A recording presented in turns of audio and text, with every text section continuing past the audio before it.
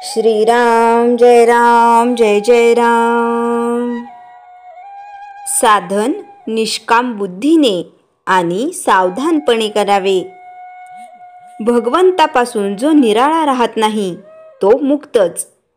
मी भगवंताचा म्हटले की तिथे बद्धपणा संपला। मी नसून तो आहे हे जाणणे म्हणजे मुक्तता प्राप्त करून घेणे। देहात असून देहातीत राहतो तो मुक्त। राम करता हे जाणतो तो मुक्त। माझे माझे म्हणून आपण बद्धावस्था लावून घेतो। बद्धाची आवरण काढून टाकले की आपण मुक्तच आहोत। माझ्या मनावर कशाचाही परिणाम झाला नाही आणि समाधान कायम राहिले की मुक्त अवस्था। माझ्यासारखा पापी मीच असे आपण मनानेच ठरवतो आणि दुःख करीत बसतो।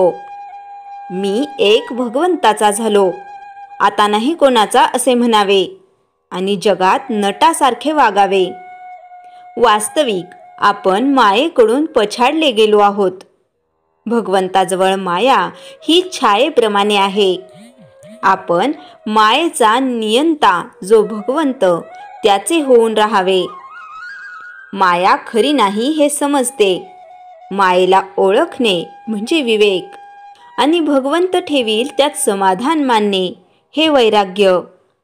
पाप पुण्य हे मनाचे धर्म आहेत।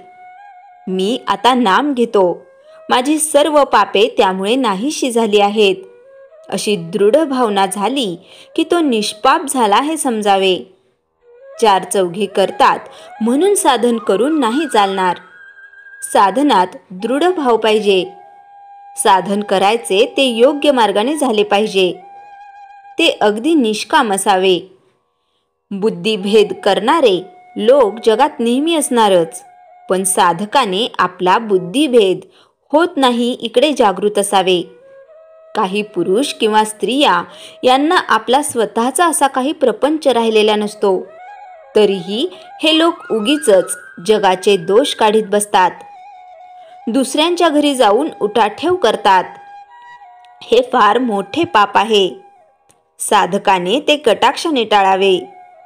ज्या लोकांना आपल्यामध्ये दोष आहेत हे कळतच नाही ते लोक अगदी खालचे समजावेत। ज्यांना आपला दोष कळतो ते दुसऱ्या प्रतीचे समजावेत। आपण प्रयत्न करून सुद्धा भगवंताच्या आड येणारा दोष जात नाही म्हणून तळमळ असणारे लोक हे सर्वात चांगले। साधकाने तसे बनले पाहिजे।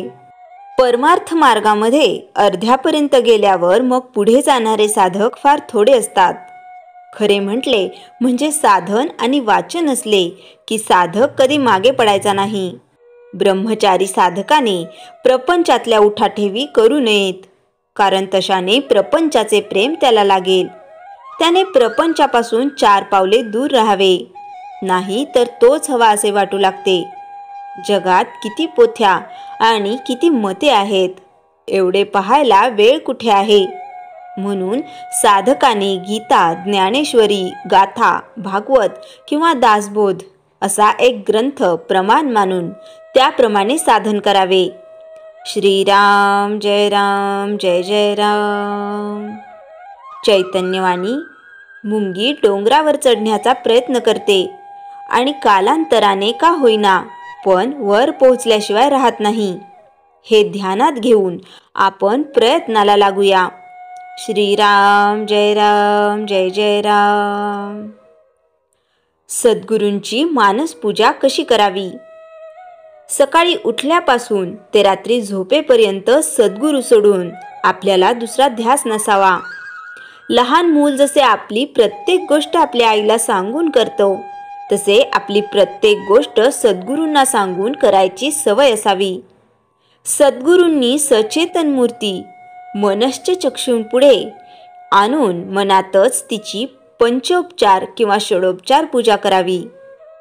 मानसपूजेमध्ये बाह्यपूजेतील सर्व उपचार म्हणजेच उत्तम वस्तू, फुले व नैवेद्य आपल्या कल्पनेने उत्तमोत्तम निर्माण करून मनातल्या मनात आणि अत्यंत शुद्ध व पवित्र भावनेने ते सद्गुरूंना अर्पण करावेत।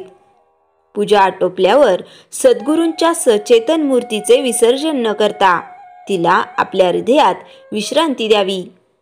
तुमच्याशिवाय मला दुसरे कोणी नाही अशा भावनेने अनन्य शरणागत होऊन मानसपूजा करावी. मानसपूजेच्या शेवटी आपल्या हृदयात सद्गुरूंची सचेतन मूर्ती स्थापन केल्यावर महाराज दिवसभर सतत आपल्या सानिध्य आहेत, आपल्याशी बोलत आहे. आपली प्रत्येक कृती ते पाहत आहेत, आपल्याला मार्गदर्शन करीत आहेत. आपली कृती बरोबर असली तर ते अनुमोदन देत आहेत. आपली कृती चुकीची असेल तर तसे सांगत आहेत. असा पक्का भाव म्हणजे मानसपूजा. ही भावना दिवसभर मनात धरून दिवसाचे सर्व व्यवहार सद्गुरूंना सांगून करावयाचे अशी सवय लावून घेणे आवश्यक आहे. दिवसभरात काही मनाविरुद्ध झालं तरी यात माझं काहीतरी कल्याणच सद्गुरू करीत आहेत असं वाटून घ्यावं. त्याने आपल्यातील दोष दर्शन होतं, मीपणा जातो. आपल्या देहाला काही त्रास होत असला तरी रामनाम घेणं चालू असावं. त्याने दुखण्याकडे लक्ष राहत नाही. हे रामनाम सद्गुरूंच्या कृपेने आपल्या तोंडी येतं. किंबहुना रामच त्याचं नाम घेतो. हे सद्गुरूचं सांगणं संपूर्ण खरं आहे, हे आपण अनुभवतो. मानसपूजेच्या शेवटी सद्गुरूंना आपण आपल्या हृदयात विश्रांती ग्रहण करण्यास सांगतो. इतर पूजेसारखे मानसपूजेच्या शेवटी विसर्जन नाही तर विश्रांती आहे. म्हणजेच आपल्या इष्टदेवतेला आपण हृदयात स्थान ग्रहण करावे अशी विनंती करतो. यातच मानसपूजेची खरी मेख आहे. ज्या सद्गुरूला आपण हृदयात विश्रांती घेण्यास सांगतो त्यांना राहण्यास आपले हृदय पात्र आहे का याचा विचार आपण सर्वांनी केला पाहिजे व तसेच वर्तन पाहिजे. कारण आपल्या हृदयात प्रत्यक्ष आपले सद्गुरू विश्रांती घेत आहेत. म्हणजे त्यांना विश्रांतीतून जागे करेल किंवा त्यांना त्रास होईल असे वाईट विचार आणि असे गैरवर्तन दिवसभर आपल्या हातून होता कामा नये, नाही का? थोडक्यात आपल्या हातून सद्गुरूंना वाईट वाटेल असे काही घडता कामा नये अशी एक वेगळी जागरूकता आपल्या अंगी आली पाहिजे. आपल्या हातून तरी जर काही चुकीचं घडलं आणि ते लक्षात आलं तर त्यांची क्षमा मागून पुन्हा असं न घडण्याचा प्रयत्न केला पाहिजे. मात्र तुमची सत्ता कायम माझ्यावर असू देत असा भाव असला पाहिजे. मी तुम्हाला शरण आहे, जे तुम्ही कराल ते मान्य आहे.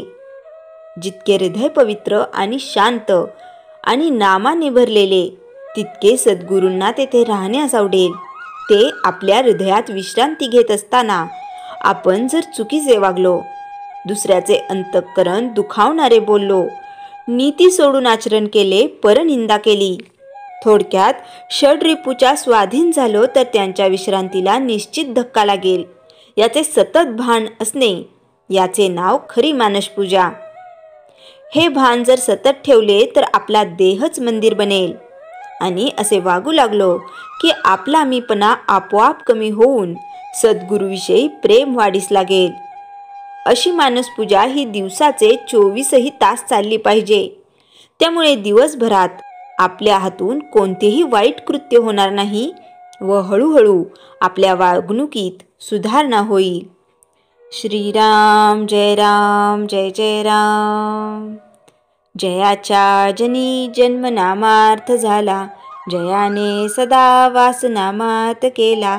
जयाच्या मुखी सर्वदा नाम कीर्ती, नमस्कार तया ब्रह्मचैतन्य मूर्ती. श्रीराम जय राम जय जय राम. जानकी जीवन स्मरण जय जय राम.